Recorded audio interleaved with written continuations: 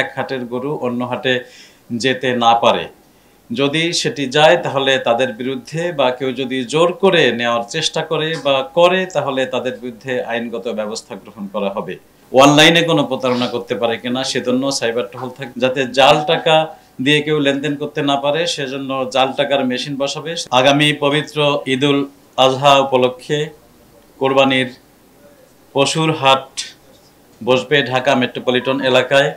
ঢাকা দক্ষিণ city corporation এবং ঢাকা উত্তর সিটি কর্পোরেশন মিলিয়ে মোট ১৯টি হাট বসবে। এই ১৯টির ভিতরে দুটো হাট স্থায়ী সবসময়ই আছে আর ১৭টি নতুন হাট বসবে। এজন্য ২ সিটি কর্পোরেশন থেকেই বিজ্ঞাপন দেওয়া হয়েছে এবং ইজারাদার নিয়োগ করা হয়েছে। তারা সেখানে হাট বসাবে নির্দিষ্ট স্থানে। ঢাকা মেট্রোপলিটন পুলিশের পক্ষ থেকে এই হাটের নিরাপত্তা উপলক্ষে ব্যাপক কার্যক্রম গ্রহণ করা হয়েছে।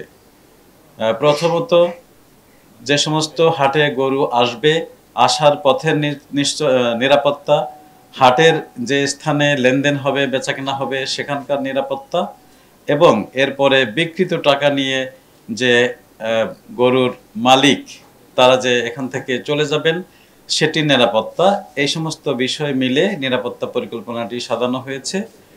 আমরা সকল গরুর হাটের যারা ইজারাদার তাদেরকে বলেছি তারা যেন তাদের হাটে যে সমস্ত গরু আসবে বিভিন্ন খামার থেকে বা বিভিন্ন অঞ্চল থেকে সেই ট্র্যাকে তারা যেন সেই হাটের নামটি মোবাইল ফোন নাম্বার সহ লিখে দেয়, যাতে এক হাটের গরু অন্য হাটে যেতে না পারে। যদি সেটি যায় তাহলে তাদের বিরুদ্ধে বা কেউ যদি জোর করে নেওয়ার চেষ্টা করে বা করে তাহলে তাদের বিরুদ্ধে আইনগত ব্যবস্থা গ্রহণ করা হবে। নগদে ৫০০ টাকা বা তার বেশি পেমেন্টে পেতে পারেন ঢাকায় জমিসহ ২০ কোটি টাকার পুরস্কার।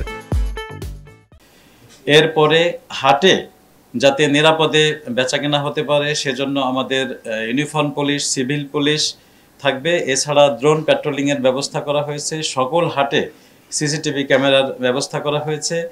যে হাসিল বা ট্যাক্স যেটি নেওয়া হয় সেটি যাতে অতিরিক্ত নেওয়া না হয় সেজন্য সেখানে যাতে আপনার হাসিলের হার নির্ধারণ করে সেটি লটকে রাখে সেজন্য তাদেরকে বলা হয়েছে, এবং যাতে জাল টাকা দিয়ে কেউ লেনদেন করতে না পারে সেজন্য জাল টাকার মেশিন বসাবে সেজন্য বাংলাদেশ ব্যাংককে অনুরোধ করা হয়েছে এবং তারা সেখানে থাকবে।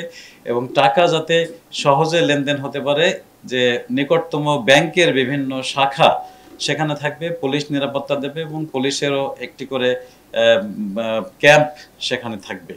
আমরা এই সকল নিরাপত্তার জন্য একটি সমন্বয় সভা করেছি এবং সমন্বয় সভা করে প্রতি হাটে একটি করে কোঅর্ডিনেশন কমিটি গঠন করা হয়েছে, যারা হাটের টোটাল নিরাপত্তা ব্যবস্থা নিশ্চিত করবে এবং সমন্বয় করবে। তারা নিজের একটি হোয়াটসঅ্যাপ গ্রুপ খুলে নিজেদের মধ্যে যোগাযোগ করবে যাতে কোনো ধরনের কোনো সমস্যা তৈরি হতে না পারে।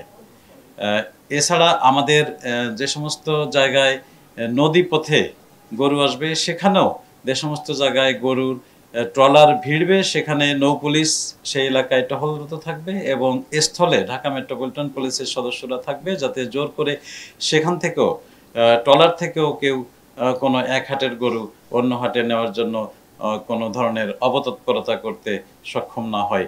সকল হাটে যাতে নিরবচ্ছিন্ন বিদ্যুৎ ব্যবস্থা থাকে সেজন্য বিদ্যুৎ বিভাগকে অনুরোধ করা হয়েছে এবং তারা সে ধরনের ব্যবস্থা করার জন্য ইতিমধ্যেই আমাদের সাথে একমত হয়েছে।